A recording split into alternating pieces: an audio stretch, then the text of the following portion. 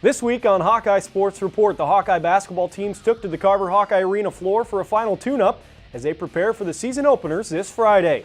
And the Big Ten Field Hockey Tournament came to Iowa City this last weekend. The Hawks had a pair of tough games. Was it enough to extend Iowa's season to the NCAA tournament? The football team lost a tight contest in Bloomington, Indiana. Now they prepare to return to Kinnick Stadium this Saturday.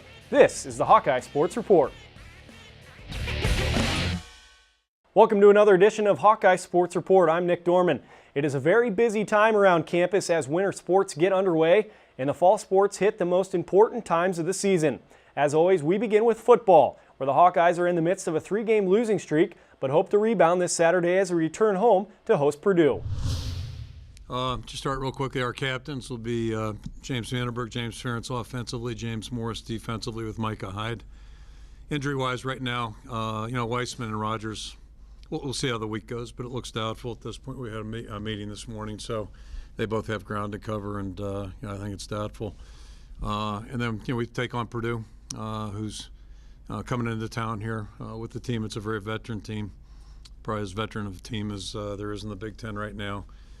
And they've had some disappointment as well. But, just look back a couple weeks ago, they played an excellent game in Columbus against Ohio State. Had, a very realistic chance to win that football game. And it's just kind of how football is. It's that close. So, we're playing a very veteran team that's got a lot of very dynamic players on it. And, we'll get ready for them today, start getting ready physically this afternoon with the team, and get ready to play a good ball game. So it's certainly going to be good to be back in Kinnick. We got to stick together as a group. We're going through some adversity now, but I think overall just offense, defense, special teams, we got to get collective effort, better efforts out of everybody. Well, yeah, it's simply different things breaking down at different times. I mean, whether we miss a pass or drop a ball or don't block a guy, it's kind of been a different thing in different situations, and we just haven't been able to consistently move down the field and score. They're a tough team. You look at them, they're a physical, fast unit on defense. They play good team football. Both of us are, really clawing for a win right now.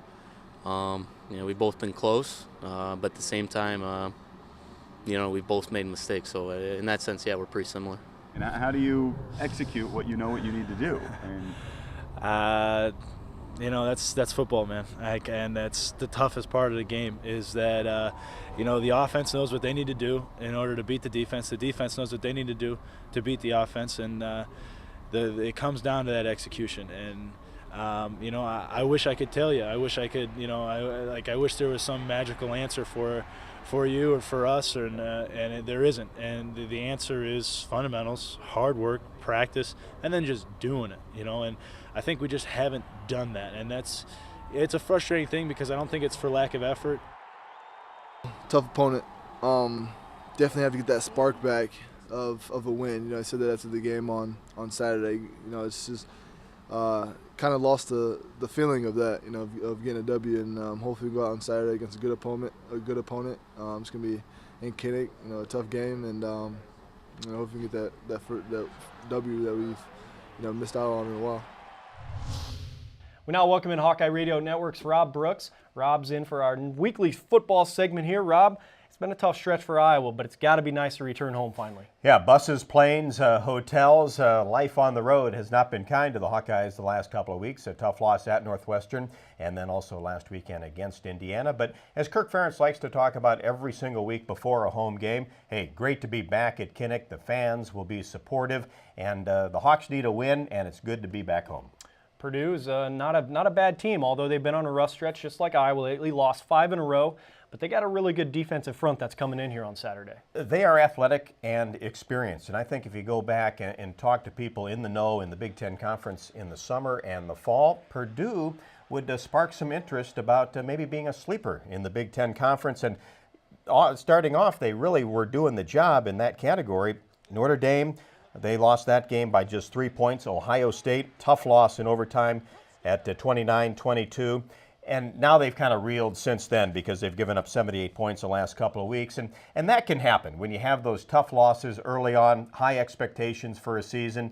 It just kind of drags on. Things aren't going your way. And certainly Danny Hope, the head coach, in all sorts of trouble in West Lafayette. Now let's talk about Purdue's offense a little bit. Iowa's faced some up-tempo offenses over the past few weeks. This is going to be a more traditional style, and they could see up to 3 quarterbacks. Yeah, last 2 weeks have been 2 quarterbacks. Now let's push that number up 1 to 3 as Rob Henry is finally healthy. He's one of their best athletes. I would expect him to get some time Saturday. Caleb Turbush and also Robert Marv have played quarterback this year for Purdue.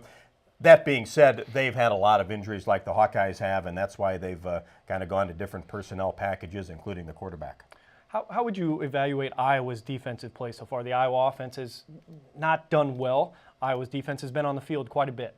Well, and I think defensively up front, a very good sign last week against Indiana in 7, 8 guys up there rotating, staying fresh against an up-tempo offense. But a lot of people like to talk about the yardage that Iowa has given up. But I tell you what, you look at the points against Northwestern, kept them below their average at 28. And last week against Indiana, giving up just 24 points. That's the fewest amount of points that Indiana has scored in Big Ten Conference play. And against Indiana State at the beginning of the year, first game for the Hoosiers, only scored 24. Now there's 3 games left for the Iowa Hawkeyes. They need 2 wins. Do you think they're feeling the pressure?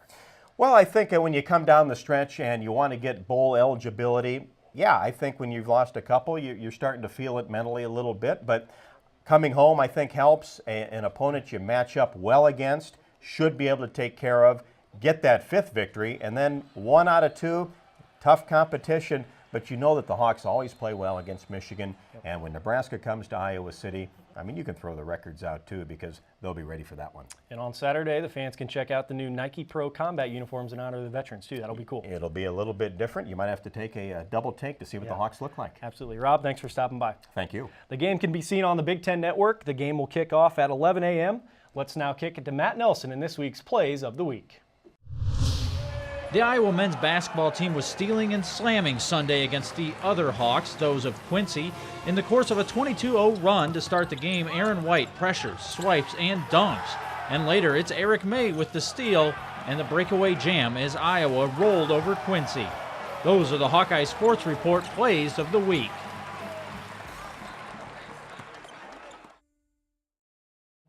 Welcome back to Hawkeye Sports Report, your home for all the Hawkeye athletics teams. We've covered football. Now let's recap the many other sports who've been in action in the last week. The men's basketball team is ready for the regular season to begin after cruising to a 100-54 win over Quincy in an exhibition game on Sunday. Iowa scored the game's first 22 points, and freshman point guard Mike Gesell led Iowa with 18 points. Well, from 1st and 10 to he shoots, he scores. Football and basketball crossover at Carver Hawkeye Arena in Iowa City. Good afternoon, everybody. I'm Gary Dolphin, next to former Hawkeye and NBA star Bobby Hansen, and welcome to the first of 30-plus broadcasts of Hawkeye basketball.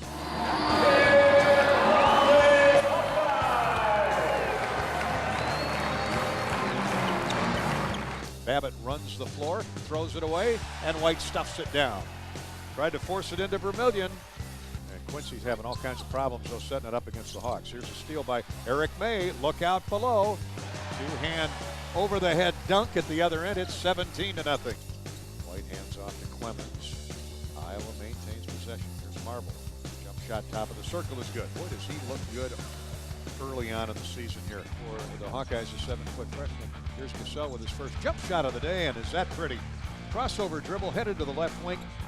Last little bit, he's taken 4 shots, hit 2. Gesell a deep 3, good from the left wing. Good ball movement by Iowa. And May with a run out. He's got one man to beat, does that with ease, and slams it home. That's 2 dunks for the senior captain, 5 quick points. Steele ahead to May. To Olaseni, back to Vasabi, stuffs it through. Iowa heads to the regular season next Friday night against Texas Pan American. Final score, the Hawkeyes 100 and Quincy 54. We did steal it 19 times. We turned them over, 31. So that's great, and I want to play that way, but we have to be careful that we need to be a little bit more efficient, I think, with our half-court offense. They were getting it in too deep, and we were just trapping them, and they were just, giving the ball away. We had them, a little. I don't think they expected us to do that right off the bat. That's what kind of got us on that. What was it, 22-0 run to start the game. So, Yeah, that's something good for us, cause turnovers. I think that's when we're best offensively, when we're out in transition and, scoring, in transition off of turnovers. We played real well at the beginning of the game defensively, didn't let them get second chances, and, as the game went on, though, we, let them get second chances, and they got easy baskets. But, I thought overall we played pretty well, and, it's something exciting to look at, knowing that we have a lot of guys that can be able to score and produce and, all that stuff. So. One of our main goals this year is to get after it on defense. We want to be a better defensive team, and seeing all those turnovers we forced, and then getting out to run. We want to push the tempo a lot, and our press was giving them problems early, and then our man-to-man defense was pretty good. We still have a lot of things we can continue to work on. We'll go back in and watch the film and look at our rotations, everything. But I think overall we did a good job today. The women's basketball team also hosted Quincy on Sunday, handing the other Hawks an 86-51 defeat. Sophomore Melissa Dixon poured in 28 points, including 7 3-pointers. That would have tied a school record in a regular season game, but unfortunately records don't count in exhibition matchups. I think we just moved the ball around really well in our zone offense tonight, and my teammates were finding me when I was open, so that helped a lot. We shot the ball well, especially Melissa had a really nice shooting night for us, and it's just fun when she gets on that roll like that. Everybody just kind of feeds off of that. Rattles home a 3, Melissa Dixon. Just like they drew it up. Yep. Volleyball was in the Wolverine State, taking on not only the Wolverines but also the Spartans. Unfortunately, it was another rough weekend in the Big Ten as the Hawks were down 3-0 against both Michigan and Michigan State. Both swimming teams took to the water in Minnesota. There may be 10,000 lakes up there, but the Hawks were in the warmer waters at the University of Minnesota Aquatic Center. The 12th-ranked Gopher women defeated Iowa 192-103. The 13th-ranked Gopher men defeated the 19th-ranked Hawkeye men 165.5-132.5. We'll be back with field hockey and more in just a moment on Hawkeye Sports Report. Grant Field in Iowa City was the place to be in the Midwest for field hockey last weekend as the University of Iowa hosted the Big Ten Field Hockey Tournament. 11th-ranked Iowa opened up play as the 4th seed against 5th-seeded Michigan State Thursday. It took extra time, but in the 80th minute, Natalie Cafone knocked in the game winner for a thrilling 3-2 win over Sparty. In the semifinals, Iowa battled top seed Penn State to the end. Danny Hemion and Jessica Barnett both scored game-tying goals, but the Nittany Lions, ranked 4th in the country, managed to escape with a 3-2 win before taking the conference tournament title over Michigan on Sunday. The Hawkeyes were on the bubble for the 16-team NCAA tournament heading into Tuesday night's selection show, and like last year, the team was on pins and needles as they awaited their postseason fate. Virginia will take on Iowa. It's nerve-wracking for sure. I felt pretty good about our opportunity to play in the tournament, but you just never know until you see your name on the board. So it's hard. My heart was racing and just kind of have big anxiety until you actually see it. I was tapping Murdy's shoulder. I was like, oh no, like this doesn't look good. There's 4 spots left. Like, what if we don't get in? And then they called Iowa, thankfully, and I was like, okay, we can relax now. But it was a little nerve-wracking towards the end there. Anytime it's like that, you're so nervous. And I think coming off of the loss to Penn State, we were all pretty bummed out. So this is just really great for the team as a whole. We're going to come back together, and we've got a new mission to go on now. So we're all pretty excited. Relief. I think that the way that we've been playing, we all think we deserve to be in it. But you never know until your name appears on the screen. So I think it's excitement, it's relieving, and we're alive to play another day. Having tournament experience is really huge, and I know we had, so many returners back this year that have had that experience. So our expectations are going to be that we're handling it even better than we did last year, and we're looking to beat Virginia. I think in any tournament setting, you have to know that anything can happen. Like, just because you're a lower seeded team doesn't mean you can't win. So I think we know that, and we have to go in and give it our all like we did against Penn State. Well, they're well coached. Michelle Masson's their head coach, and she was a former assistant coach here at Iowa. And they have 2 Olympians on their team that just competed this summer in the Olympics, so they have a lot of skill, overall good team speed, and again, kind of tournament experience. They have been one of the top 10 programs consistently the past few years. The Hawks play this Saturday. It is Iowa's 22nd trip to the NCAA tournament and the 6th under Coach Tracy Griesbaum. With a win on Saturday, Iowa advances to the round of 8, which will be on Sunday. Matt Nelson has this week's Hawkeye Sports Report Players of the Week. Ian Vandersea birdied the final hole of the Royal Oaks Intercollegiate in Dallas last week to win a share of medalist honors. It is the 50th time a Hawkeye has earned medalist honors and the 7th time under Iowa head coach Mark Hankins. Vandersea fired a third-round score of 206, 7 under par, which is tied for the best three-round score in school history. In Sunday's exhibition against Quincy, nobody could stop Melissa Dixon. Dixon was 7 of 11 from three-point land and had 28 points. The 7 3-balls would tie Iowa's school record in a regular season games. Those are the Hawkeye Sports Report Players of the Week. Well, if you thought this past week was a busy week in Hawkeye sports, it just keeps getting busier. Here's a look ahead. The 4th-ranked Iowa wrestling team conducts its wrestle-offs Thursday and Friday afternoons, as well as Saturday morning. All of the wrestle-offs are free and open to the public in the Dan Gable Wrestling Complex. Wrestling also had its Media Day Wednesday. Matt Nelson has more. It's Iowa Wrestling Media Day here at the Dan Gable Wrestling Complex inside Carver Hawkeye Arena. The Iowa wrestling team looking to improve upon last season's 3rd-place finish at the NCAA Championships. Sucks. I mean, there's no sugar-coated way to put it. It's not what you want. But even though maybe I have reached some of the goals that I've strived for, I still want to, have a whole team to do that. Lights a fire under your butt, and everybody's pretty fired up, and it's been a real good atmosphere in this room lately. So it's not like we took 25th or 26th. We're there. We're right in the top. We know we're only a couple moves or a couple matches away from being on top. So we took 3rd. It's something some people can be happy about it, but not us. We want more than that. This is how the world is. This is how you get ahead in the world. This is how you're successful, is when you think like this. The standard is not high. We are not bitter about taking 3rd place. We aren't angry and dysfunctional.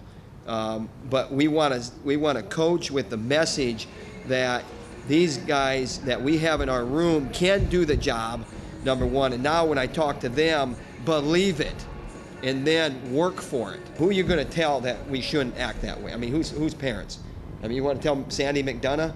Anybody know her? She's a tough customer. You want to tell her that we're not going to contend this year against Penn State because they got 40 points on us? She'd slap me upside the head with something hard, something wooden and hard.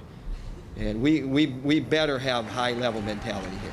Iowa starts the season ranked 4th in the country. 7 NCAA qualifiers are back for the Hawkeyes. Any conversation about returning Hawkeye wrestlers this year starts with Matt McDonough. The senior from Marion is the 2-time defending national champion at 125 pounds. I mean, when you're a senior with those kind of credentials that McDonough has, to maybe think that things in the room should be a little bit easier, but we don't ever want that to be the case. And I think we have some good guys there that are checking him every day he walks in the door, which is healthy. Love of the battle, loving the grind, embracing the challenge, the new challenges that are set in place for you each and every year, each and every day, each and every practice. Other returning All-Americans are Tony Ramos, who was 3rd at 133, Derek St. John, 2nd at 157, Ethan Lofthouse, a 7th-place finisher at 174, and Bobby Telford, 5th at heavyweight. Just staying strong, staying to my basics. I think that's where I got away from, in some parts of the season last year, and kind of underestimated, how strong I am in some positions, and I just need to get there more often and, stick to what I'm good at. The Hawkeyes host top 10 opponents Penn State and Ohio State this season, as well as a home duel with Iowa State. And in March, the national championships are in Des Moines. 0 distractions means they have their life in order. They're good socially, and they're good students, and they come to practice serious. And that doesn't mean that they don't have things to work on, or they don't have a carrot dangling out in front of them that they're trying to get to. What that means is that there's a lot of common ground, and when there's a lot of common ground, good things happen. If there's things we're not seeing, the guys on the team, McDonough, me, St. John, that we don't like, we're gonna say something about it. Maybe before we felt that we didn't have a say-so because we really hadn't done anything yet, but if there's something that's out of line or not going the right way, you got to put an end to it. We like our guys. There's work to be done, but there can be upgrades at the weights we need upgrades at. At Carver Hawkeye Arena, Matt Nelson, Hawkeye Sports Report. Back to the calendar, volleyball has a pair of home matches as 21st ranked Purdue visits Carver Hawkeye Arena on Thursday night at 7 and Indiana visits on Saturday. Iowa swept both those schools during an early October road trip. The men's basketball team hosts Texas Pan American on Friday night at 8 o'clock in its season opener. Iowa also hosts Iowa alum Keno Davis and the Chippewas of Central Michigan for some Monday night basketball. It's a 2-for-1 deal Friday night as the women's basketball team opens its season against Northern Illinois at 5:30. That game will precede the men's game. Both games can be seen live on Mediacom's MC22 and also on HawkeyeSports.com. The women's squad also plays preseason WNIT games on Sunday afternoon and Wednesday night. Those opponents will be determined as the tournament advances. And it's NCAA competition time for the cross-country squads. They will be in Springfield, Missouri for the NCAA Midwest Regional on Friday. And lastly, the football team hosts their cross-division protected opponent, Purdue, Saturday inside Kinnick Stadium at 11 a.m. That game can be seen on the Big Ten Network. Thanks for watching another edition of Hawkeye Sports Report. Be sure to get out and cheer on the Hawkeyes this weekend. We'll see you next week.